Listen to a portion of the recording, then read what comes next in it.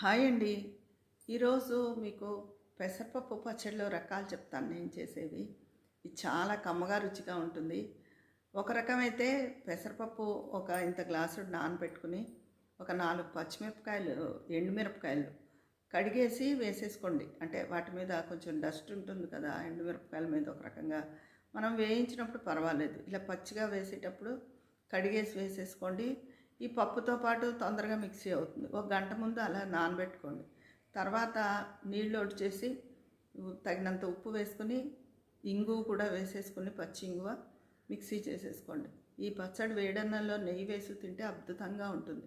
ఇంకో రకం పెసరపప్పు నానబెట్టేసుకుని, నానిన తర్వాత 4 పచ్చిమిరపకాయలు, అన్ని మామిడికాయ ముక్కలు వేసుకోండి.